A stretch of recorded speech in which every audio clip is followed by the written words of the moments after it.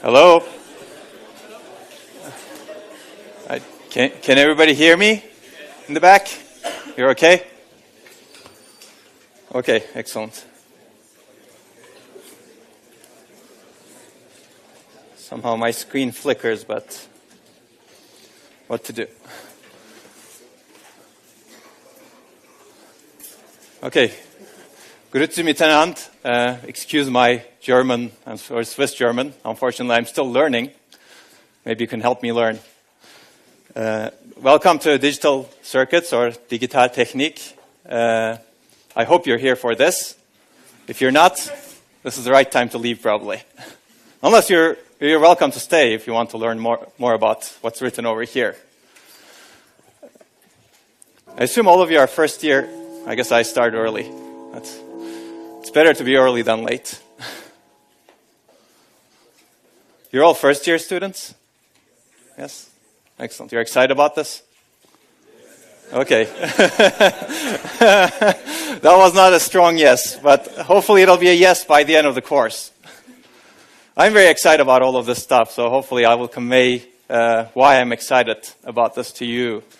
And the goal of the first two lectures, today and tomorrow, is really to give you an overview or to discuss what we're going to be talking about for the rest of the course. Now, this course is going to be a very tough course, not to scare you, but to show you that we're serious here at ETH about computer science and everything. But I want to give you an overview of why this is an exciting time to study what we're going to study in this course. Because this is going to be really the building block for the rest of computer science that you're going to see in the future in your career. If you know this really well, then I believe you're going to be able to solve any kind of problem that comes in front of you. So hopefully you'll pay a lot of attention. If you can pay attention while playing computer games, that's okay too. Just make sure the computer game doesn't cause interference to people around you. Okay, so let's get started. I'm Onur Mutlu. I'll introduce myself later in the course. I've been here very little. Before, I used to teach at Carnegie Mellon University. I came here in May and September, and I'm teaching here now. But I'll introduce myself and the other course staff hopefully today, if not tomorrow. So let's start with some puzzles, actually. I'll challenge you in the first few parts of the lecture. And hopefully you'll answer me. What is this? Well, this is a slide, of course. But clearly, that's not what I'm asking. I'm asking you what this is. Oh, you guys are good. It's Stadelhofen, right? It's a beautiful view. It's another view of it, right? What comes to your mind when you look at this thing? Nothing? Circuits? How is it? Yes. I should step away from the platform. That's a good thing. Yes, exactly. Architecturally, anything? Do you guys know who it is designed by? Yes. Exactly, Calatrava. Okay, I'll tell you more about Calatrava. You spoiled it because I thought a few people would know, but not everybody. Who knows about Calatrava? Excellent. So the first assignment is to learn about Calatrava. And I will give you that assignment in a little bit. But when I first went there, actually, I first went to Stadelhofen when I interviewed at ETH last year, or the previous year. And I really enjoyed it. It's beautiful. I think it's one of the most beautiful train stations that I've been to, in my opinion. Well, of course, that's my opinion because I'm telling you that. But it's small, but there's this beauty to it. So look at these things that are supporting the upper platform over here. Right? They're not straight. They're really angled, and you can see Look at the bridge over here. Right? There's some sort of aesthetic beauty in it that's hard to talk about. I'll show you some other examples. This is another view of it. Hopefully, if you didn't recognize it the first time, hopefully it's coming to you. This is the opposite view. How many people recognize this place now? It's Bahnhof Stadelhofen. Okay, excellent. How many people don't recognize it? You have never been there. Or, I guess this is a different question, right? How many people don't recognize it? And how many people don't recognize it and have never been there? Okay, that's a small group. So I will encourage you to go there and think about it in a different way. It didn't always used to look like this. This is what it used to look like in 1983. How many of you were there in 1983? Yeah? Really? You can raise your hand, that's okay. I was certainly not there in 1983. I was still alive. How many of you were alive in 1983? I see one hand, I think. That's okay, there's no need. We don't discriminate here. You can be old, young, it doesn't matter. You can take this course, no problem.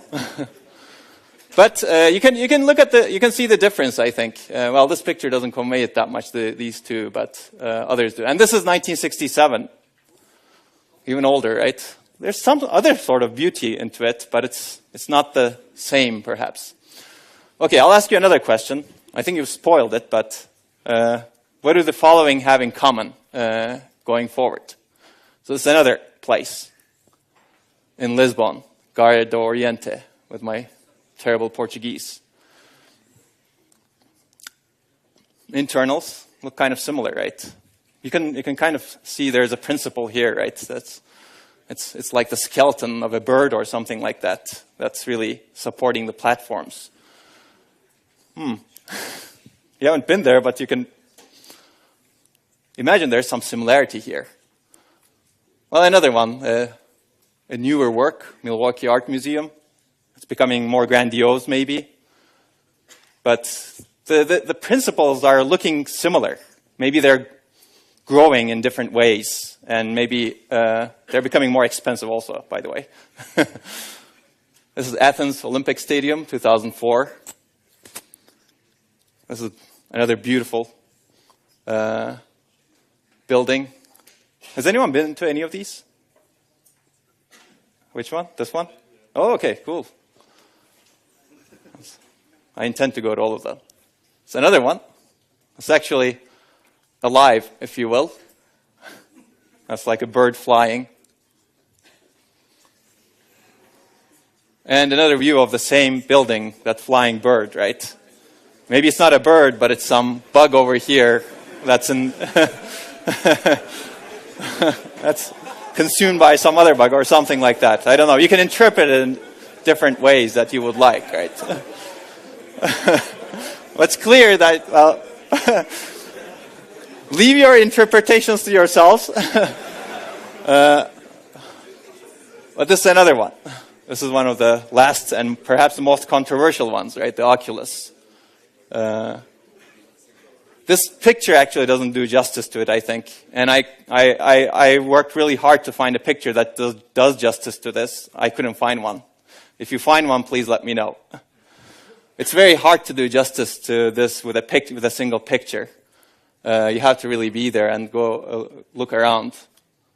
And I guess the fact that it's situated underneath all of these skyscrapers make it harder to find a picture or take a picture that does justice to this. So, what do all of these have in common with Bahnhof Stadelhofen? No one? Whose hand? You guys shout. Because it's hard to see everyone here. Yes? Yeah, exactly. The architect is Calatrava. So all of these were done by Calatrava. Last one being probably the most controversial one. It cost about $4 billion. Yeah, I'll show you another architect who actually likes more expensive buildings. But these are all beautiful buildings. So this is Bahnhof Stadelhofen, and all designed by a famous architect. Actually an ETH alumnus in civil engineering. Did you know this too, about Calatrava? Yeah, he came here after he got his architecture degree in Spain. He did a PhD in civil engineering. And of course, like this is, Stadelhofen actually was one of his first big jobs, if you will. It's considered a big job. He started, I believe, in 1983, and he finished in 1989, 1990 or so. And you can see an explanation of this. The train station has several of the features that became signatures of his work. Straight lines and right angles are rare. And it's more zoomorphic architecture, which we will talk about. And this is him. And this is what Wikipedia tells us about him, assuming you believe it. But it's relatively believable in this case. He's a Spanish architect, structural engineer, sculptor, and painter. He actually has an office in Zurich. I think he partially lives in Zurich right now, too. But you can see that whose sculptural forms often resemble living organisms. And you can argue which one's his best works. This is where you can argue with Wikipedia and go and change it. And somebody else changed it again. And so you have the consistency problem, right? It's just like processors. We're going to talk about processors. People have the consistency problem over here in Wikipedia. You change it and someone else changes it and you get garbage, maybe. Processors do the same thing, right? If two processors are operating on the same memory location, one of them can update it, and the other can update it. And if they're updating it not inside the exact same location, but in some other copy that they created, now they may have a problem with the consistency of the data. Right? And this is actually one of the big problems in computer architecture, how you scale systems to a larger number of cores, number of processors. How do you solve that consistency problem becomes difficult. We'll get to this. If you don't understand this perfectly, no problem. But I like thinking about analogies of life when I think about architecture, because in the end, what we design is a reflection of what we do in life also, at some level. Don't take that too far. Okay, so your first assignment, even if you may have been there, is to go and visit Bahnhof Stadelhofen. It's not that hard, I think, for many of you. An extra credit, repeat for any other Calatrava building until you reach the end. By the way, this is an example of an algorithm also. We will talk about an algorithm in a little bit. An algorithm has precise steps, and I tell you a precise step. Go and visit Bahnhof Stadelhofen. And the second is repeat for any other Calatrava building. Assuming you have a finite list of Calatrava buildings, you can define a precise step for each of the steps of this algorithm, right? And an algorithm has three properties. I'm foreshadowing some of the slides, but one is each step has to be precise. Each step has to be effectively computable, meaning it has to be. You should be able to carry it out as a human. In this case, it's a human algorithm. If it's a computer algorithm, the computer should be able to carry out each step, right? In this case, I hope you are able to carry out and go all of the buildings. Of course, that's dependent on financial constraints and whatnot. But it is possible to carry it out, assuming other conditions are satisfied. And the last important piece of an algorithm is, what is it? Have you guys learned about what an algorithm is in the past? Probably not. Yes? So you can tell me what it is. Maybe not. Where did you learn about an algorithm, by the way? Yeah, exactly. It has to terminate. That's the third critical thing. And in this case, because the list of buildings is finite, the algorithm should be able to terminate, right? Okay. Well, now you can execute this human algorithm as part of your first assignment. I'm happy if you just go to Bahnhof Stadelhofen. And I would encourage you to appreciate the beauty and the out-of-the-box and creative thinking of the structure. And think about the trade-offs in the design of the Bahnhof. And you will come up with many especially after this course, but I think even before taking this course, you can come up with many in terms of the trade-offs that are made in terms of cost, space, functionality, ... We apply these to computers also, actually. Cost is a big consideration in any computer we design here. But you can trade off cost for other things sometimes, right? Energy efficiency is a big consideration. Performance is a big consideration. Reliability is a big consideration. Availability is a big consideration. How much it burns your hand is a big consideration, right? Whether it actually catches fire should not be a consideration probably, but these things happen, right? Because people trade off in different ways. Maybe they go too aggressive in some of the trade-offs. As a result, they may sacrifice reliability, right? And you can think about the strengths, weaknesses, and the goals of the design. It's always good to think about that whenever you go to an architectural building, or think about a computer. Like these two are different things, and that's clearly a different thing that has some computational power in it also. And due date is any time during this course, and you can feel free to email us about it. But later during the course is better, I think, because the weather is better probably. But also you will hopefully learn more about how to make these trade-offs. And you will also see the basic building blocks of computers going forward. And you can apply what you've learned in this course, and hopefully going forward, think out of the box. What I really love about these kind of architects is they're really thinking out of the box, and they're really pushing the boundaries of architecture, or people who are doing computer architecture, they're pushing the boundaries of computer architecture, engineering, science. And I think that's critical. As ETH students, that's, I think, critical for you to learn. Because that's actually one of the big missions of ETH, right? It's founded to create people who can leap Switzerland forward in both government and management and science, all of those at the same time. Okay, but first, let's come to today. Is everybody happy with this assignment? That's easy to do? Okay, who's going to do it? Excellent. I would like to see more hands later on. Or maybe the rest is not listening to me. Okay, let's look at some things. Find the differences of this and that. This is another puzzle I like to play. This you've already seen. That is something else. Do you know what this one is? Probably not. Probably you can try to guess what that is. You can read it over there, but it's blurry enough that you're not going to read it, hopefully. You can apply algorithms to actually discover what that is, perhaps, with some probability. There's something that's written over here, right? Or maybe your brain is so good enough to actually do that processing and comparison to all of the names in the world and figure out what this is. But I think, I mean, I'm not going to go through what are the differences between this and that, but you can see that this is a regular, if you will, train station that's not constructed with the same goals or same care or same idea and same trade-offs that Calatrava had in mind, clearly. And of course, it cost much less, I assume, than this one.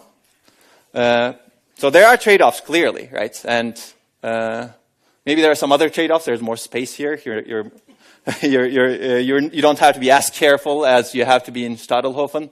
Although I'm sure there's some regulation that says it has to be this much space. But you can have more, right? So that's the concept of margin, right? We use the concept of margin in computers also. You don't clock your computer at the highest frequency possible, but you leave some margin. Instead of clocking it at 3 gigahertz, you clock it at 2.6 gigahertz because you think something may happen. You may not have tested it well, so you leave this margin.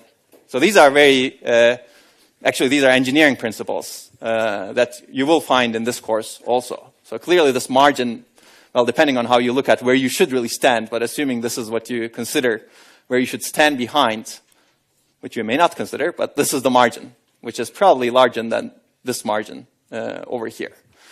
Which means that the danger in this design is probably higher compared to the danger in this design. And later in this talk, we're going to talk about faults. Computers have these faults also. You can get errors in memory. And part of that may be because there was not enough margin. Some people argue that some of the cell phones in the world burn because there was not enough margin in the case, between the case and the battery. Right? If that margin was large, then you would not get, the thing would not burn, basically. So that's the concept of margin. Okay, so there are many trade-offs between the two designs. Of course, when you make trade-offs, you need to have a basis to make trade-offs, and that's really the evaluation criteria for the design, right?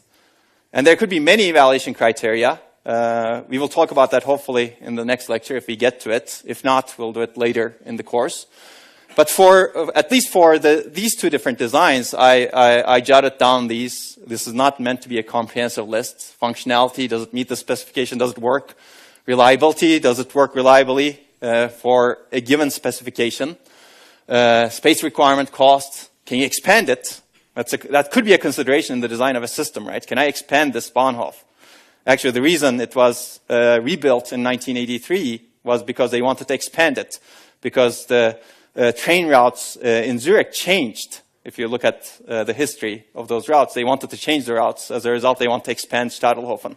And I think there's still discussion on whether people want to expand Stadelhofen even more, right? I'm not sure if it can happen within that space, but people get creative, right? That's the beauty of architecture and engineering. And there are other things, comfort level of users, right? If you care about that, that's important, right? And a lot of the success of something like this has come about because people really cared about that, right? Happiness level, which may be different from comfort, aesthetics, ... right? So I think my point is how to evaluate the goodness of design is always a critical question, and you got to come up with some metrics to evaluate the goodness. And we will come up with metrics later in this course to evaluate the goodness of digital circuits, computer architectures. And you will see that it's not as easy to do. There's no single metric to optimize for. And you usually trade off between different metrics. Okay, a key question. I'll ask this also so that to get you thinking a little bit. How was he able to design, especially his key buildings? Stadelhofen is a good one, sure, but it's probably not his masterpiece yet. What about the other ones? What do you think? What went into it? I mean, this is a very open-ended question, of course, so I don't expect a single answer. But anybody want to venture a single guess? What's the most important thing? Yes?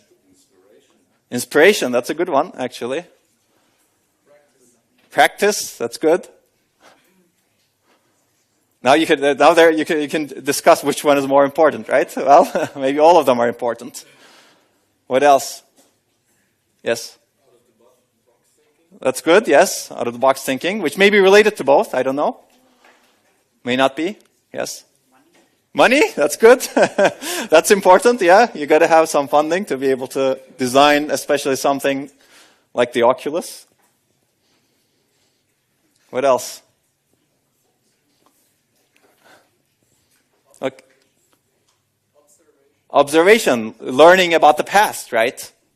Maybe, or maybe not past, well, I guess what exists is past or present, but observing what's happening in the outside world and applying it, right? Or maybe observing the past designs that people have made and saying, no, this is not good, right? I don't want this. That's also fine, right? That's how things improve. That's critical thinking, that critical way of looking at things. So yeah, you brought up many good points, some of which I cover over here, some of which I don't. I'll put this, there's no ordering here. I just jotted that down. Basically hard work, perseverance, dedication over decades, experience, creativity, a good understanding of past designs or nature also, good judgment and intuition, strong skill combination. If you look at his history, he's not only an architect, but he's also an engineer, also a sculptor, right? And funding, all of these. And luck, probably. Luck actually affects things also. You will see that sometimes luck affects the designs that you make in the real world also as computer architects. Sometimes because you're too early in designing a very aggressive microprocessor, you just cannot sell it. You cannot find customers. If you are 10 years later, maybe you will find a lot of customers. So that's part of the luck or timing. So there are a lot of things in the equation. And I think I will talk about these two going forward in this lecture. But there's no, keep these in mind when we talk about design in this course. You will be exposed and hopefully develop and enhance many of these skills in this course. I'm not promising you any funding, sorry. But hopefully some of these other ones I can help you with, especially the last two over here. And I think luck, I will have a comment later on. There's some very famous person who says luck or chance favors the prepared mind. So you can actually turn the dice toward yourself if you're actually prepared with perhaps some of these ways. Okay, principal design. Let's take a look at it because I think this is really common across many architects, but also computer architects as well. what is principal design? This is in Calatrava's words. To me, there are two overriding principles to be found in nature which are most appropriate for building. One is the optimal use of material. The other, the capacity of organisms to change shape, to grow, and to move. And you can interpret it in different ways or ask him what are the details, but clearly he has principles in designing these things. I think I took this from Wikipedia, but Calatrava's constructions are inspired by natural forms like plants, bird wings, and the human body. Actually, it's not Wikipedia, it's this ArcSpace site. So this is one example, and principle in action, right? Can you guys see something here? Animals, humans, insects. Yeah. What? A turtle. Yeah, it could be a turtle also. Yeah, that's right. That's the beauty of architecture. You can interpret it in different ways, especially beautiful architecture. Well, what do these things look like? Like you can see a head, arms, legs. What if I superimpose something like this from his drawings?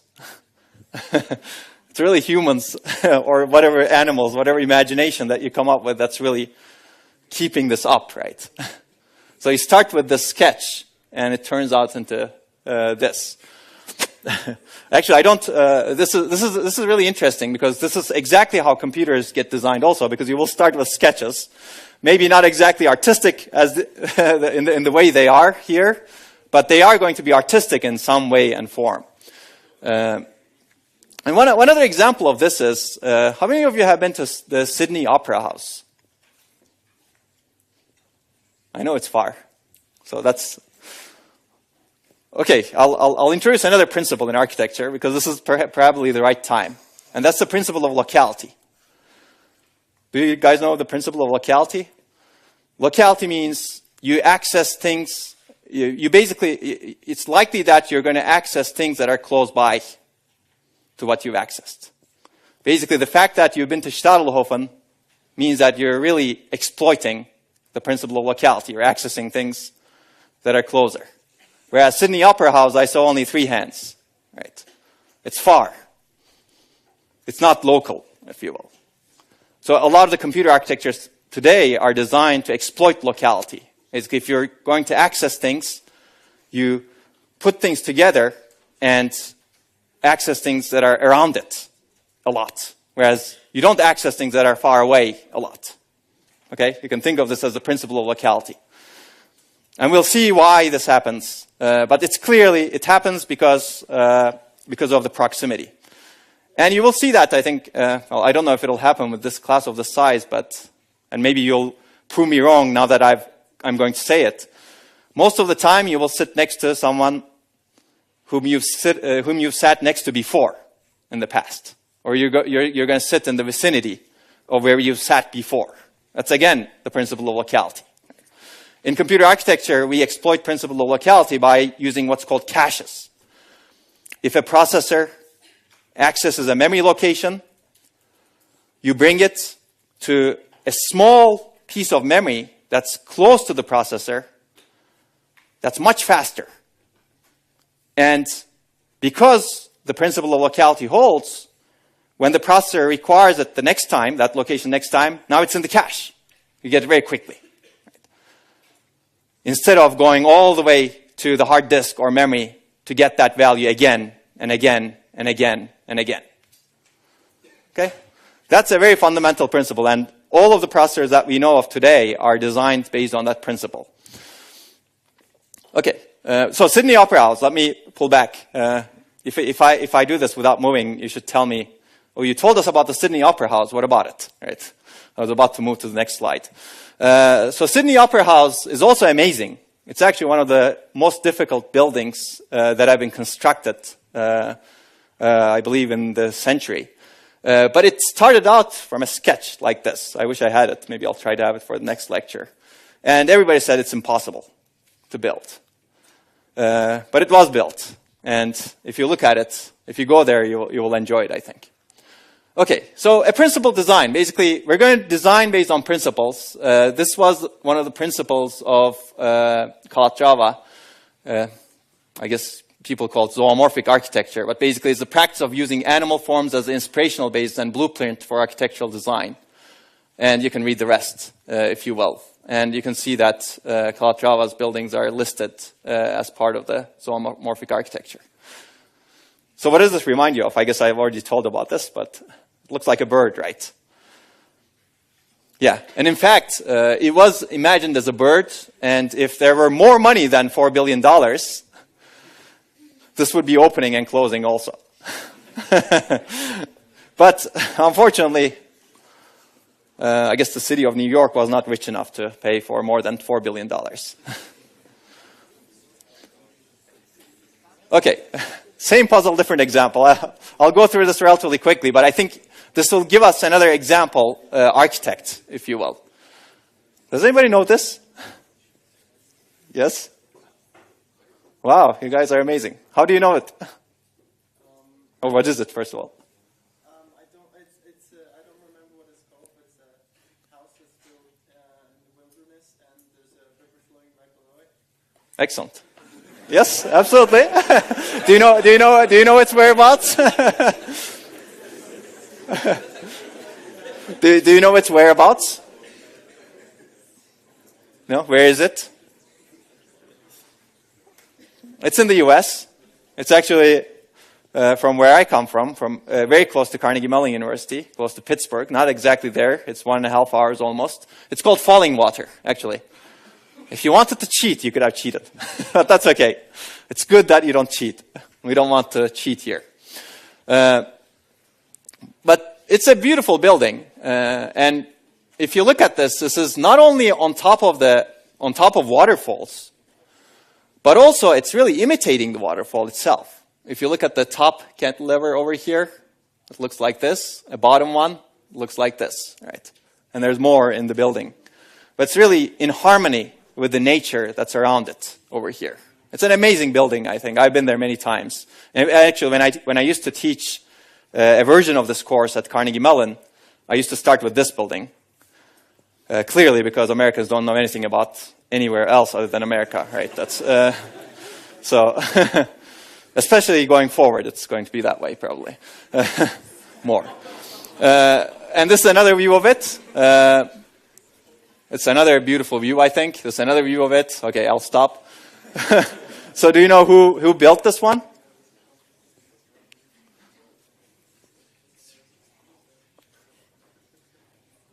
Okay. Silence. Oh, I see. Absolutely. Excellent. You get brownie points. It's Frank Lloyd Wright. He is one of the most famous American architects. And basically this is Falling Water. You can read about it. Basically, it's actually cited as one of the most beautiful buildings in the world, even though you could consider it almost in the middle of nowhere, right? It is in the middle of nowhere if you're not close to Pittsburgh. But he was also a principled architect. We'll get to this. And I'll do the same game, if you want, same puzzle. You could do this with many architects. We could do this for the rest of this course, and I'm not going to do it. But you could do it if you want. So this is this, and this is that. Now you can apply the same thing to trade-offs, right? Clearly this is more costly again. And again, this is one of those buildings where the architect didn't ask for some amount of money, but they figured out that they cannot complete what they envisioned with that amount of money, so they asked for more, and then they asked for more. And this was funded by a family. It's the Kaufmann Residence, actually. I don't know if it's somewhere here. The Kaufmann family. It's not here. Oh, there you go, Kaufmann Residence. That family funded it. And eventually they said, no, we were not going to pay for more. Let's get it done. We want to live here. It's similar to the Oculus, actually. The wings are not moving up and down because they said, no, we're not going to pay for more. Okay, but clearly this is not a bad house. It's okay. Maybe I don't mind living there if I like the surrounding area, but I prefer living here probably. Although this depends on your choice again, right? So clearly there is a space for different types of buildings or architectures also, right? Sometimes you want a very powerful computer, but you cannot carry it with you to do climate simulations Maybe nobody can carry it with them, right? But sometimes you don't want a powerful computer. You just want a good enough computer that you can carry with you, right? So it's good to think about. And sometimes you want a really cheap computer, like less than 1 Swiss franc, so that you can do something really, really simple and stupid with it, but it would be useful for you, right? So clearly there are benefits to different buildings also. This is not to say that this building is useless. There is a space. And we will see that a lot in this course also. You have all types of computers. You have all types of processors, right? Some processors are extremely fast. Some processors are extremely slow. Some processors use sophisticated techniques like out-of-order execution to get high performance. They basically execute the instructions in the program out of the order the programmer specified them so that they get much more parallelism out of it. As a result, much more performance. As a result, they are more expensive. They occupy more area, and they consume more power. Some other processors are very simple. They execute everything in order. They actually can execute only one instruction at a given time. No more than one instruction can be present in the pipeline. And we'll talk about pipeline also. But if you can think of it as an assembly line, yeah, you get the instructions. So that's a much cheaper processor. And there may be benefit to that processor, right? If all you do it doesn't have parallelism, then you'd want that simple processor, perhaps, right? It's cheap, it's energy efficient, and it gets the job done. So that's the concept of having different types of architectures for different purposes. And now you can say, oh, I want all kinds of jobs. I have a job that has both characteristics, right? That's good for out of order. I want high performance there, and I'm fine with paying more energy. And I have parts of my program that are really simple. I don't need out-of-order execution. And when I'm executing parts of my program that are really simple, I want this processor to be there. And when I want really high performance, I want this processor to be there. So why don't we put the two processors together? A large processor and a small processor, and design the upper layer such that it orchestrates the movement of the program between those two, so you get the best of both worlds. And that's the concept of heterogeneity. Basically, you have a heterogeneous system that consists of multiple different types of processors, and you manage it to get the best of those processors. Of course, clearly, this adds more cost and also management complexity. So there's a trade-off here that you're making. Instead of a single type of design, you want some heterogeneous design. You may see that in the buildings also, actually. But this exists, for example. ARM's Big Little architecture is an example of this. At least in the first incarnation, I believe they had 1 big core and 4 small cores. And they're able to move the program that's executing from the big core to the small cores when they're, let's say, running out of battery, if you will. It depends on the operating system, of course, to figure out how to manage this Big Little system. And we will see later that we may have heterogeneous memory systems. One type of memory may not be good enough for everything. We may want some other types of memory next to it also. Okay, let me get back over here from the examples. You can list these trade-offs later on also, but you don't have to do them. Stadelhofen is good enough if you do it. So I'll do the same thing. You can have many guesses as to how Wright was able to design his masterpiece. In this case, this is his masterpiece. It's considered that way. Clearly, a principled design is one of it, and I'll give you another example. So all of these architects had principles. Wright's principle was a little bit different. Basically, he was not a proponent of doing business as usual, basically. And he had very strong views on this. You don't want to base your architecture upon precedent. Maybe you don't want to be influenced too much by precedent. You want to learn from the precedent, but you want to base your architecture on your principles. And that's how he was able to come up with it. So this is a precedent. This is a more principled design, at least for him.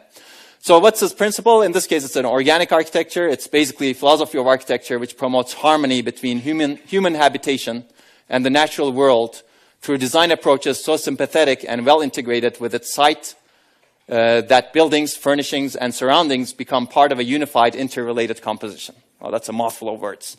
But it's very, all of this is very present in the falling water picture that we've seen. Okay. Any questions so far? Anybody bored of this? Saying we should move on? Yes, you are? Okay, we will move on, don't worry. We're almost there. Okay. Principle design, we talk about it, but also there's a strong understanding and commitment to fundamentals, which is also going to be a hallmark of this course. So this clearly did not come about immediately, right? You started with this, and then it somehow turned into this, and then later on, when Calatrava took it, you start with basic building blocks, right? Clearly, these basic building blocks is not something magic. In the end, what may end up may look like a magic like Oculus, right? But you start with wood, right? You start with steel. You start with basic materials, and you start with methods of connecting them. Just like we will start in this lecture with transistors, logic on top of that, devices on top of that, and then logic on top of that. And you'll learn how to construct architectures that way. Of course, there's other things that go into this, like civil engineering, but we're not here for the real architecture course. But clearly, these things got constructed from some basic building blocks. And you really need to know those basic building blocks to do something really creative. And the end result is this, basically. So takeaways. Basically, it all starts from the basic building blocks and the design principles. And the goal of this course is to teach you that in digital logic and knowledge of how to use and apply them. And we'll talk about that.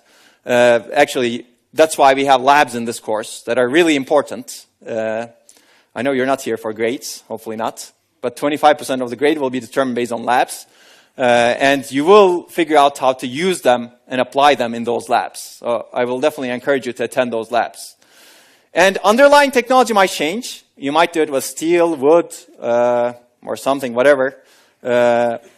In computer architecture, you might do it with different types of devices, right? It doesn't have to be CMOS devices that we have. It might be quantum devices. It might be some other devices that may come. Phase change devices, which we may talk about later in the course. That may change, but the methods of taking advantage of technology bears resemblance. Those principles do not really change. Methods used for design depend on the principles employed, and you will see that in this course. So let's look at some computer architecture now. Basically, the same thing applies to processor chips. Basically, there are basic building blocks and design principles. Whatever you design over here, and these are actually very different processors. It's a multi-core processor. This is Intel's multi-core, IBM's heterogeneous processor, IBM's multi-core, Intel single-chip cloud computing, NVIDIA's GPU, some other multi-core, and some other multi-core. Basically, the design principles, the basic building blocks are the same. You start with digital logic in the end, and we'll take a look at that. And again, it's the same over here. It's the same over here. And you can see this is a beautiful architecture, right? This is one of the, I think, Verizon's data centers. Okay, so basic building blocks. Clearly, electron is one basic building block. And we will talk about the transformation hierarchy in a little bit. But we cannot manipulate electrons, unfortunately, right? We cannot take one electron and put it next to the other one and make it move, right? That's not how we do. So we create abstraction layers on top of this. We build a transistor that can actually work with the electrons, if you will, basic principles of electrons. Logic gates on top of those transistors. And on top of those, combinational and sequential logic circuits and storage elements and memory. And on top of that, cores, caches, interconnects, and memories. And on top of that, computers, right? It's really a very principled way of building things. So I'll give you your first other assignment, if you will. Stadelhofen is good, but it won't teach you anything about computer architecture other than thinking about things and imagining how it applies. So these are your first reading assignments. This is for this week. We have 2 books. You can do either one. If you do both, you will learn more. This is the required one. So if you do this one, that's good. It's chapter 1 in Harris and Harris, and chapters 1 and 2 in Pat and Patel, basically. How many of you have the first one? You can actually get the PDF. Okay, great. Probably not many of you have the second one, but we have it in the library, and we may actually put the PDFs in a secure place. And the third reading assignment is the supplementary lecture slides on binary numbers. We're not going to cover binary numbers in this incarnation of this course. You've probably seen binary numbers, right? How many of you know? Yes? Who's known binary numbers? Okay, excellent. Yeah. But if you want to brush up, we will put lecture slides on binary numbers, like how to do arithmetic on binary numbers. Should be a piece of cake for everyone here. You're ETH students, so the bar is high. Okay, so let me give you a little bit more about this course, and we'll take a short break, and then we'll continue after that. So these are the major high-level goals as I see them. Basically, we're going to focus on digital circuit design and computer architecture. And we will see how these things fit together in a little bit. But we'd like to understand the basics. That's the goal. The first goal is to really understand the basics, the principles of design, and some precedents also, like how people design things. Actually, you're going to build, at the end of this course, you're going to have a design implemented on an FPGA that's based on a precedent, basically. Someone designed this for you, basically, and you're going to implement it. And that's going to be very instructive because you're going to go all the way into the details of the design and make it work. And based on such understanding, we will learn how a modern computer works underneath. We'll learn how to evaluate trade-offs of different designs and ideas, hopefully. And I think this is really critical for engineering.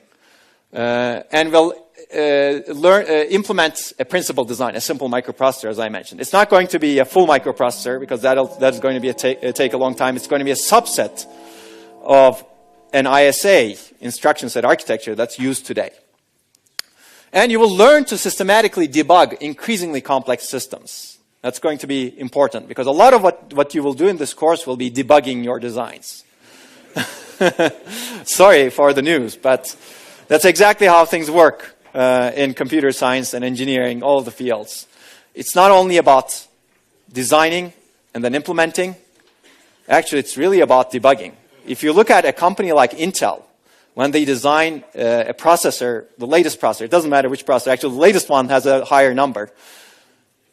What fraction of the cost of that processor actually goes into test and verification and debug, you think? Can anybody venture a guess? 30, I heard. 70? 80. Okay, increasing. It's like an auction now. So I don't know the exact number, and I don't think Intel wants to disclose those exact numbers, but it's clearly more than 50% at this point in time. It used to be 40% at some point, but it's increasing, basically. The time spent on testing and verification and debugging is increasing. And there are many you do this testing during design, during implementation, and after the processor is actually out. The first thing that is done in a silicon lab is post-silicon debug, right? You basically take the silicon and make sure it works, or check if it works. That's the post-silicon debug process.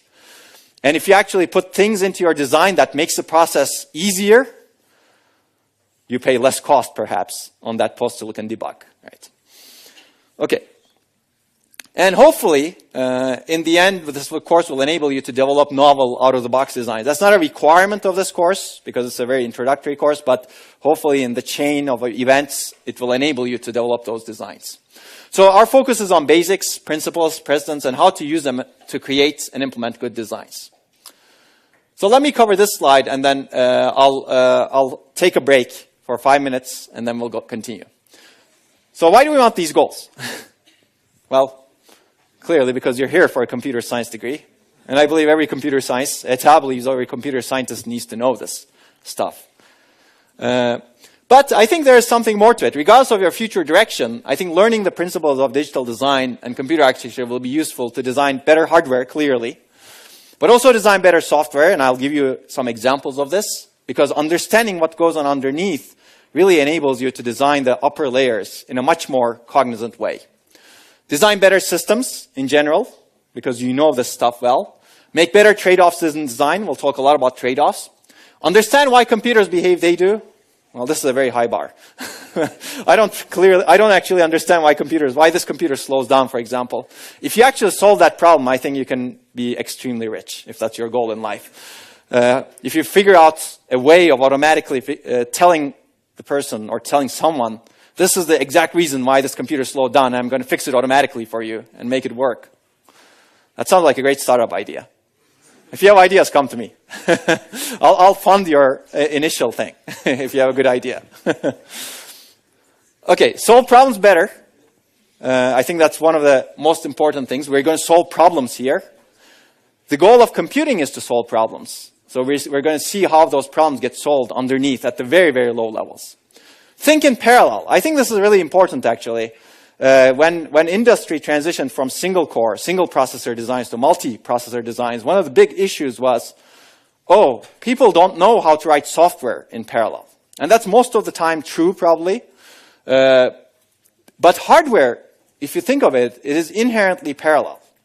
So you're going to design a circuit at the end of the course, and during the course, you're going to see that there will be signals that are moving data concurrently. You have to reason about them. You're not going to be able to say, oh, this signal goes first, this signal goes next, and then this signal goes next, and then this signal goes next. No. Those signals will operate in parallel at the same time. And you're going to get used to thinking in parallel. That's why having this information, this knowledge, and doing this course will help you think in parallel, and hopefully maybe write better, more parallel software as well. And think critically. I think we have the critical thinking initiative at ETH, which is, I think, really beautiful.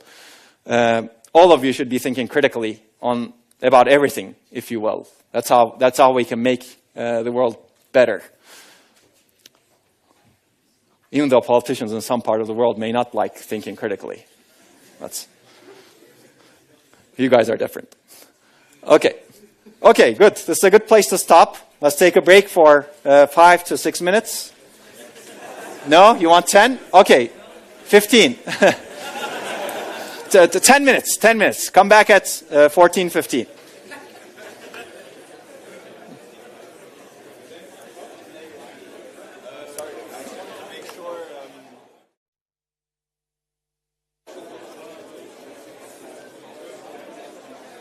Okay. Can you hear me now? How about now? No? Not working? Okay, let's get started. These bells are nice because now hopefully they can stop me from overrunning the margins. I like operating at the margin, so well, I don't know if you can close this, but maybe not. That's okay. As long as you can hear me, that's okay. Okay, so hopefully that has given you, thank you, an idea of what we're going to cover. But let's start with why do we have computers? Can anybody have a guess? Like, why do we have all these computers? Entertainment. Okay, excellent. What else? To get things done for us. That's good. That's good. Calculations. To get things messy. Okay. Netflix? Sure, yes. Anybody else? No? There's this light, so I cannot see this. There's a blind spot here that I cannot see. So if you're over there, then tough luck. You'll have to shout. Okay, this is a good start. I will argue that, except for to get things messy, but even that perhaps I could fit into the reason that I have over here. Basically this, to solve problems, right? Entertainment is a problem. If you want to create mess, you have a problem, and the computers can solve it for you, right? Basically, computers are created to solve problems, right? So how do computers solve the problems? Well, I guess there's a huge variety of answers here, so I'm going to give you my answer by orchestrating electrons in the end.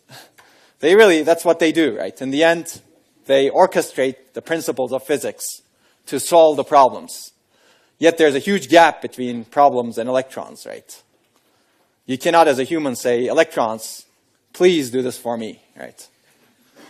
If they hear you, which is a challenge, how will they respond to you, right? It's not clear. So you clearly don't have a way of directly talking to electrons. So there is a way, and that's through the levels of transformation. But I'll introduce it with this. So this is a beautiful quote by Richard Hamming. He said, the purpose of computing is to gain insight. Which is, I think, a really good way of thinking about it. On problems, maybe. Do you know about Richard Hamming? Anybody know? I heard Hamming distance. Good. Where did you hear about Hamming distance? Discrete mathematics. Last semester? Okay, excellent. So I can ask you questions about Hamming distance and you'll tell me everything. Okay. Okay, that's him with his cat. Now we can forget about him for a while. Not fully. But we gain and generate insight by solving problems in the end, right? That's how we gain insight into things. The question is, how do we ensure problems are solved by electrons? That's what I mentioned earlier. Basically, we start with this problem specification at the high level, and we want to make sure the electron does what we want and solve the problem. As I said, we cannot directly speak to this guy over here or girl over here who's moving. Too fast probably for us. So we transform the problem into an algorithm, right? So this is the levels of transformation we're going to go through. And all of computing is built on top of this levels of transformation, although there are some differences at the middle layers, if you will. We will talk about that very briefly today, but you will get to see that when you actually put your designs as well. So I've already given you what an algorithm is. It's really a step-by-step procedure that is guaranteed to terminate. That's one important part, where each step is precisely defined and can be carried out by a computer. So finiteness is basically, so you have definiteness, precise definition. Finiteness can be carried out by a computer, and or the other way. Finiteness you can terminate. Definiteness, you can each step is precisely or definitely stated, and effective computability is effectively computable by a computer. You can have a human algorithm that needs to be effectively computable by a human, right? You can think of humans as computers also. Actually, there's a field out there that thinks about neuromorphic computing, if you will, that's essentially trying to use the principles of human brain to design computers, right? Can we somehow do that? We're not going to talk about that in this course. That's more advanced. But if you have interest in that, you can search for it and you can look at it. But you need to know what an algorithm is. Basically, if I throw at you an algorithm, or something that looks like an algorithm, you can tell me whether or not it really is an algorithm, right? So for example, if you give me an algorithm where I have to jump over this building to get to Zurich, then that won't work for me because that's not computable by me, right? Sorry, I cannot do that. Similarly, you need effective computability for what a computer can compute. We may talk about what a computer can compute later. That's really going into the theory of computation. But that's really not exactly the topic of this course. Okay, then you take the algorithm, transform it to a language that enables the computer to understand this algorithm. Human languages don't have this property. Although computers are getting really good at understanding human languages, they're still not as good, right? Actually, one of the important tests in computing is you put the human next to the computer, but the human doesn't know that he or she is speaking to the computer. Can actually the computer fool the human that it is a human, right? That hasn't been done yet, unfortunately. If you can do it, again, you can probably be rich. Okay, but the natural language that we use is not appropriate for computers because we use a lot of ambiguity in language. And that's actually problematic for computers because they don't like ambiguity in general. Although the field is changing quite a bit, so keep this in mind. There's a lot of machine learning that's happening today that could potentially change that. Maybe not in the design of the hardware itself, but think about it. Okay. So you need to translate to a program language, and many of you have programmed with different languages, I assume. What's your favorite language? Java? C? C++? Yes. Oh, C. Okay, good. C#. There are many of these, right? They're developed for many different purposes, and when you take the languages course, you'll understand why they're there. But that gets translated, or that gets run on top of a runtime system, the operating system, virtual machine, memory manager, that does all of these tasks for the program to run on a computer. So this thing exists in many computers today. Not all computers. I mean, if you actually directly put a program into hardware, that doesn't exist. But we're talking about general purpose computers over here. So the job of the OS, operating system, virtual machine, or memory manager is to do resource management, manage the underlying hardware resources. And the program gets compiled into ISA, what's called ISA, Instruction Set Architecture. How many of you have heard of this term, ISA? Okay, good. Good, you're learning something. ISA, or ISA. This is called instruction set architecture. Basically, we'll talk about it later again, but it's really the interface or contract between the software and the hardware. This specifies what's an instruction, for example, an add instruction. How is it encoded? And what will the hardware do when it receives an add instruction? That's part of the ISA. What will the hardware do when it receives a load instruction from memory? What will it do when it receives a multiply instruction? Okay? And there's always the question of what are the right instructions to put into architecture. We're not going to deal with that a lot in this course. Later, if you take a more advanced computer architecture course, we're going to talk about trade-offs. Like what should be the granularity of an instruction? Should it be at the granularity of an add? Or should it be at the granularity of, I don't know, encode this video for me with these inputs, right? That could be an instruction, right? Assuming you specify it well and if you define the contract between the software and the hardware precisely. But basically, this is what the programmer assumes the hardware will deliver.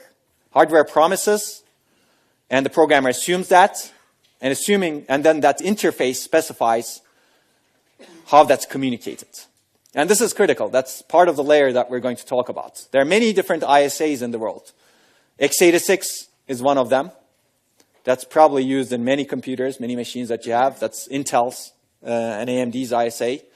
I guess it's called IA64, IA32 sometimes by Intel, in Intel architecture. But IA64 was another ISA that Intel developed to go to 64 bits in terms of their operands.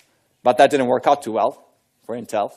We're not going to go into the details of why not. But ARM is another ISA. A lot of embedded systems use that ISA. But these are basically interface specifications between the software and the hardware. A good way of thinking about the ISA is this is essentially what should a programmer need to know, programmer meaning the low-level programmer, to actually write programs on top of a computer. So underneath, we'll talk about this more. Underneath ISA, there's another level. That's really the microarchitecture. So this is what the programmer doesn't get exposed to, but this is how the ISA, the instructions are actually implemented by the hardware. These are basically building blocks. Controller, for example. It's really an implementation of the ISA. For example, Intel's x86 ISA has many implementations. Pentium 4 is one of them. How many of you know about Pentium 4? It's probably too old for you. Yeah, you guys are young. Intel Core architecture, right? Core i7, for example, is another example of an implementation of the ISA. They all implement the x86 ISA, but they're all different organizations underneath. For example, Intel had the Pentium a long time ago. That was the first Pentium. And it was actually an in-order processor. Internally, the microarchitecture was in order, meaning it executed the instructions in the order the programmer specified them. As a result, it was lower performance. But later, Intel moved to the Pentium Pro architecture, which is really the predecessor of a lot of the core architectures. They actually did incorporate out-of-order execution into it. So that's clearly a different implementation. You can execute instructions in the order the programmer specifies them, and as a result, probably have lower performance. Or you can execute instructions in the hardware in a different order. You can say, oh, this instruction I can execute earlier, even though it comes at a later time or later place in the program. But I can say that if I execute it right now, it's okay, because other instructions don't depend on it, right? Or because I don't need the inputs of other instructions to execute it, right? So if you can do that, that's a much faster processor, but that's a different implementation. So this is a clear example of how the same same ISA can be implemented underneath. Another example is how do you implement the add instruction, right? Even something as simple as that is interesting. And you'll implement adders in this course. I'll foreshadow a little bit. You can have an adder that's really slow, that adds bit by bit. Every cycle, every clock cycle, we'll talk about that also, you add 1 bit. So if you want to add 32 bits, you wait for 32 cycles. It's small, but it's cheap, right? It's small and cheap, but it's slow, right? That's the trade-off. Or you can design a humongous adder that basically adds many, many bits at the same time, 32 bits in parallel, right? more costly, but faster, right? These are two different implementations of the same add instruction, right? That's part of the microarchitecture. It's really the implementation. How does the hardware implement things to satisfy the contract? Because hardware doesn't need to do it exactly the way it's specified or the programmer thinks it may happen, as long as it satisfies the contract, as long as it delivers what it's supposed to deliver to the programmer, there's no problem, right?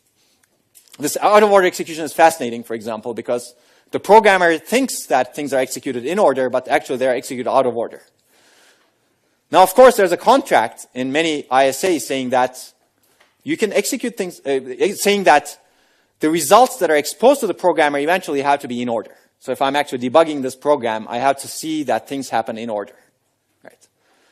So the microarchitecture needs to obey that contract in the end. And how we do that, we'll see that later in the course. It may sound like magic right now, but that's one of the fascinating things about architecture design. And many systems today are actually out-of-order processors. This is most high-performance designs. Of course, they're more costly and higher performance at the same time. So this is out-of-order processors, for example. Okay. So underneath, there's a logic layer. Basically, these are digital logic circuits. These are the building blocks of microarchitecture. For example, gates, logic gates. To build an adder, you need to use gates to build that adder. So this is another level of abstraction, a lower level than microarchitecture. And we will start actually around that level soon. You'll see more examples of this. And underneath there are devices, basically, which we will not talk about that much. But we will, if you read do your reading, which is required, you'll see that there are different types of devices, CMOS devices, NMOS devices, and PMOS devices. How many of you know about this? Okay, some of you do, but some of you don't. But you will need to do your reading to actually know it, and we will get to it starting from next week.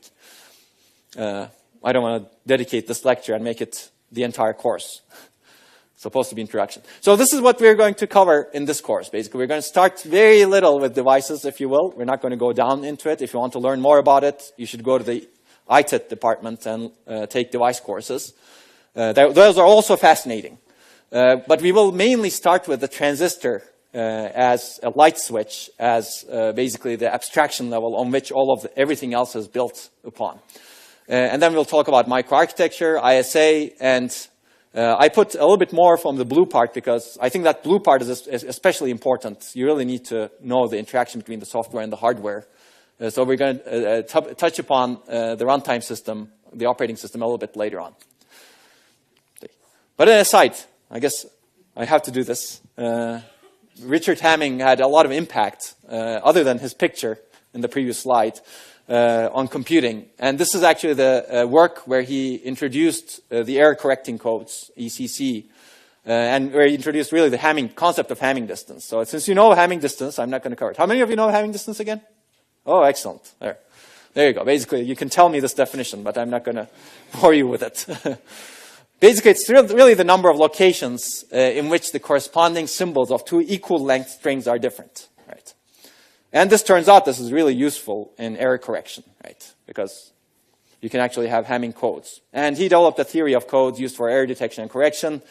We may get to error correction later tomorrow, very little, just as an introduction of something. But I would also recommend, he has a lot of inspirational talks on how to do research, how to actually have the right mindset to do research. If you're interested in that direction, I would definitely recommend his lecture that he delivered at Bell Labs in 1986. He did a lot of his research at Bell Labs. Okay, so I'll give you another view. So critical thinking is important, as I said. Maybe I'm not as smart as you guys. When I first saw that transformation hierarchy, it was good to me. But over time, I thought, oh, maybe there's more into this transformation hierarchy. So this transformation hierarchy is actually different from what you would see in your book or in any of the books. It's basically on my slides. You're not going to find this anywhere else unless they copied my slides, or unless they had the same kind of thinking, perhaps. But I think there's another way of looking at the transformation hierarchy, and I think that's increasingly important. So I'd like you guys to think about these things in this lecture, or in this course. And it's really the user-centric view of the transformation hierarchy, right? And today, especially more than ever, we need to think about as computer designers, regardless of whether or not you design software or hardware, right? How does the user view this hierarchy? Yeah, that's not aligned. I'll fix that. But basically, perhaps the entire stack should be optimized for the user, right?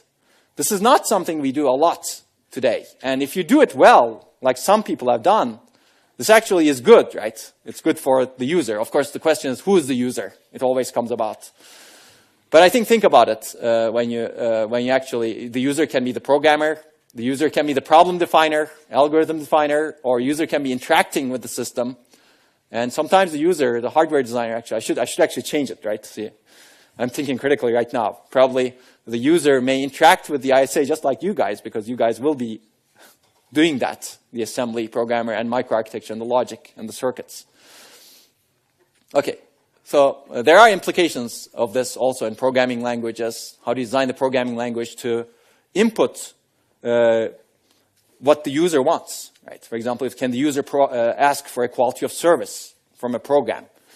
How do you design the operating system such that the user actually can convey their input while it's running? Today, I think the operating systems don't have that kind of view as much. Clearly, there are interfaces, but maybe we're not able to communicate with them well, our intentions on what we would like to do in computing. Okay.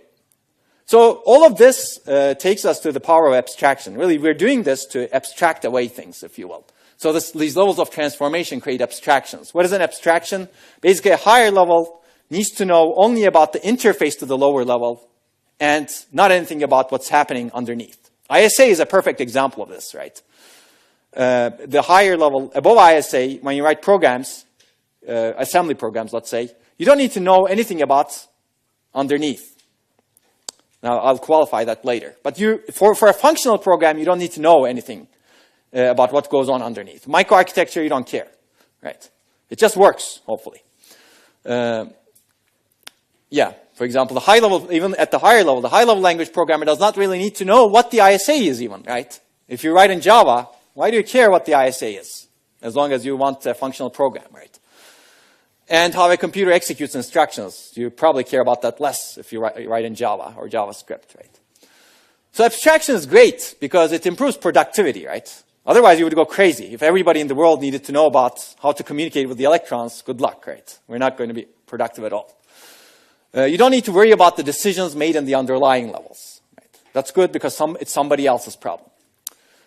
Yeah, for example, programming in Java versus C versus assembly versus binary versus by specifying control signals of each transistor every cycle. You probably are better off programming in Java as opposed to by specifying control signals of each transistor every cycle, right? There are not many people in the world that can do that. So then, why do we want to know what goes on underneath or above? Like, why do we have this course, other than the fact that it's in the CS curriculum? Why we think it's important? Well, you would like to cross the abstraction layers in some cases. So as long as everything goes well, not knowing what happens underneath or above is not a problem, actually. Unless you want to have an optimization goal that actually you don't want just functionality, but extremely high performance. Then you need to know what's going on, actually. And actually, you could consider that as a problem, something not going well. Basically, you write a program. It's functional, it's great, it works, you get the right answer, but it runs like a dog. It's extremely slow, right? Then, that's a problem. Now, how do you fix that problem? You need to know what goes on underneath. Like, why is this program misbehaving? Maybe you will figure out that when you're running this program, you're not using your cache efficiently, right? You didn't write this program such that it fits into your memory. But now you need to know how does that the fact that memory exists, how big it is, how you need to lay out the data such that it fits that memory, it fits the cache. That's exactly why you need to know the underneath. But also there are other cases. Well, I gave you one example. What if the program you wrote is running slow? It doesn't run correctly. How do you debug it? Knowing underneath helps a lot, actually. The program you wrote consumes too much energy. Oh, good luck, right? Now you need to measure the energy somehow and figure out how to do that also, right? Your system just shut down and you have no idea why. This happens to me a lot, right? And someone just compromised your system and you have no idea how or why. And I'll give you an example of this actually later. Probably not today, since we're going to run out of time, but tomorrow. But by the way, this lecture is supposed to be 2 lectures. I designed it that way. So we're not going to cover all of the slides for today. Okay. And on the other hand, what if the hardware you designed is too hard to program? So this cuts across both ways. It's not just the software always has problems. It's also sometimes the hardware has problems. What if it's too hard to program? And we've seen that in many, many cases. This is a place where knowing the precedent helps a lot. For example, the IBM Cell processor. I want to pick on Cell. Even though we're being recorded, that's okay. Basically, IBM Cell processor that I showed in one of the previous slides was a monster to program. Nobody could program it, as far as I know, who was not an expert in the cell architecture, basically. And that's a problem. Then you need to know how to fix it, right? And we'll talk about perhaps, actually, I will talk briefly about why it was hard to program. In my opinion, one of the reasons why it was hard to program was because there was no coherence. So Cell had this large processor that was supposed to do operating system tasks or system tasks or task distribution, and then these smaller processors. But these smaller processors did not have something called coherence. Remember, I told you about 2 computers modifying the same data and making sure that it's consistent. Coherence is a mechanism that's designed in microarchitecture and hardware that makes sure that if this processor modifies this data element at this location, this other processor won't get the old value. They will get the correct value.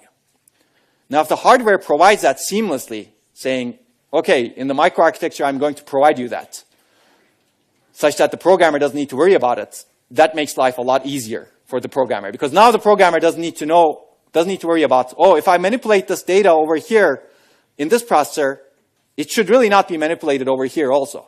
Right? That's a nightmare for the programmer, which Cell had. Whereas if the hardware does that, the programmer can say, I'm going to manipulate the data however I want, and the hardware will magically enable that data to be seen by the other processor. That's the idea of cache coherence or data coherence in general. We'll talk about that later in the course. But that's one clear example of a hard-to-program hardware not having cache coherence.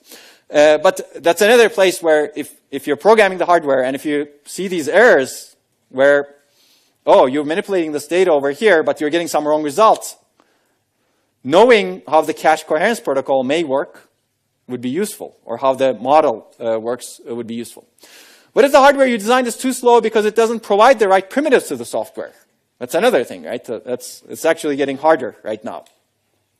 And again, this is, what if you want to design a much more efficient and higher performance system? Clearly not knowing only one part of the system, one part of the stack will not work in this case. So if you're designing a supercomputer, for example, here there's a big initiative for the Swiss National Supercomputing Center, right? You may go and visit them. But they're not clearly saying, oh, we're designing high-performance software. They're designing high-performance stacks. Because there's no way they're going to just focus on the software level and get an extremely efficient and high-performance system. Okay, so crossing the abstraction layers. So I would like to leave the last 5 or 6 minutes to Daryuan, who just arrived. You need just 5 or 6 minutes, right? Yeah. Okay, excellent. So you guys asked me some questions about the labs, so he will tell you a little bit more about the labs. So make me stop 6 minutes before. Okay. So you will learn all about the labs, don't worry. Okay, crossing the abstraction layers. There are 2 goals of this course in this, especially toward the second half. Although I think in the first 2 lectures I want to get you in this mindset, because more than anything else, I believe this crossing of the abstraction layers is about the mindset that you put yourself into. If you start with the mindset saying, so a lot of people start with the mindset, I want to be a software engineer, or I want to be a hardware engineer. I don't like that mindset, and I wouldn't recommend that you go that way. It's better to have the mindset, I want to know both as much as possible, such that I can cross the abstraction layers, because you don't really know when you need one or the other. In fact, it's much better if you can cooperate between the 2. So there are 2 goals of this course. One is to understand how a processor works underneath the software layer and how decisions made in hardware affect the software and programmers. So these are 2 things. And the second is to enable you to be comfortable in making design and optimization decisions that cross the boundaries of different layers and system components. Now, we won't be able to do it perfectly in an introductory course, So to be able to do this really well, you need to take the next course from me in the computer architecture. But we will sprinkle in some things that will enable you to think about this. Okay, I guess we have time for one mystery, if you will.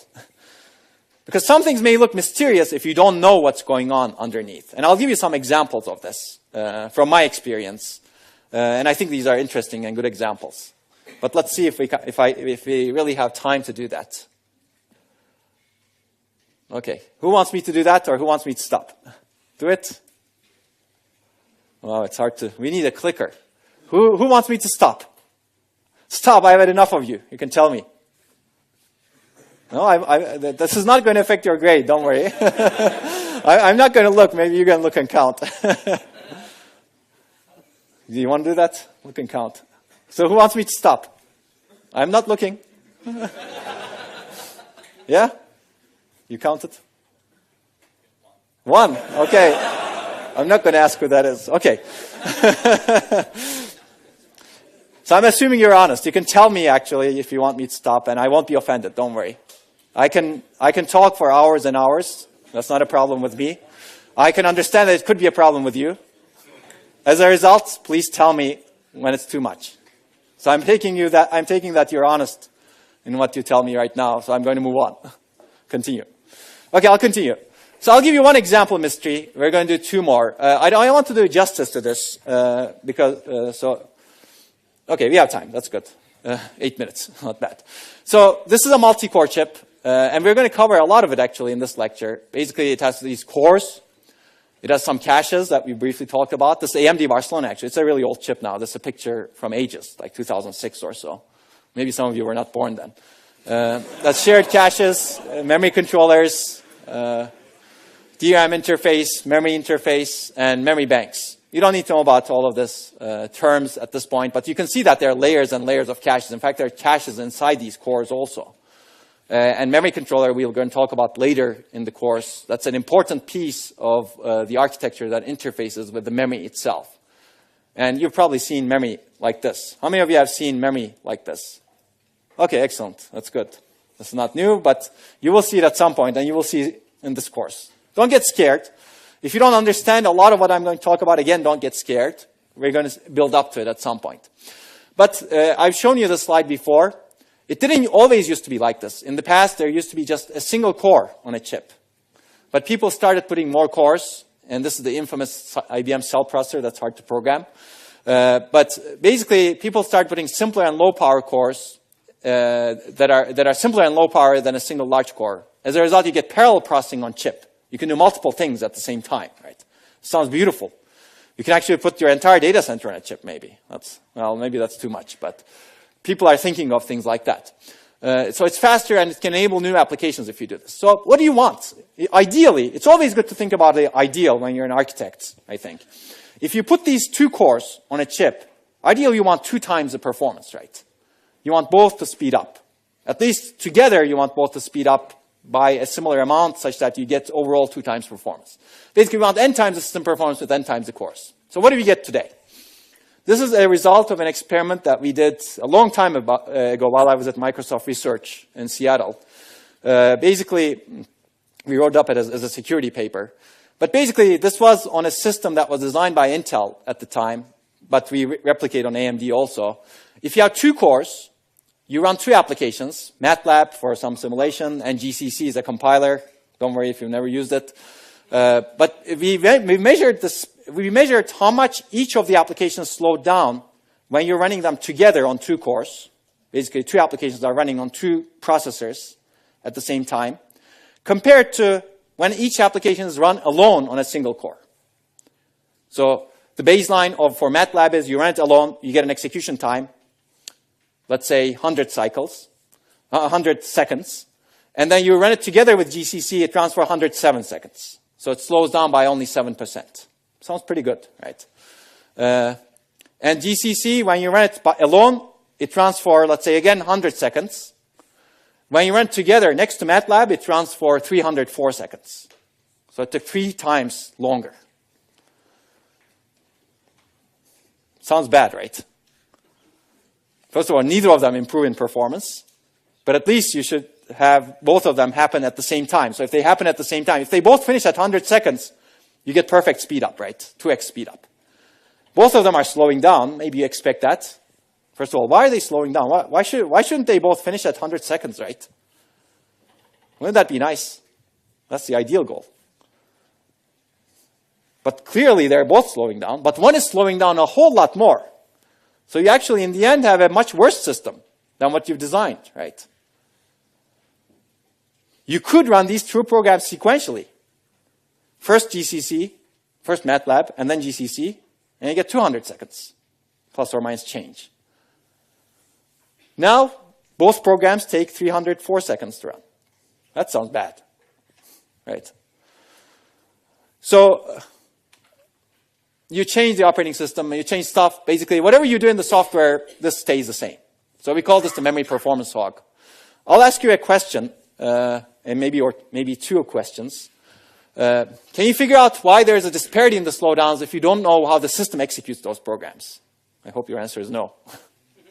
I guess this was a rhetorical question. Basically, you need to know what's going on underneath to explain a situation like this. And if you want to fix it, you need to know even more, right? So why is this an important problem? Basically, people want to use these multi-core systems to execute multiple applications on the cloud. Let's say you have cloud computing today, and you submit your jobs. And somebody can be running MATLAB, somebody can be running GCC.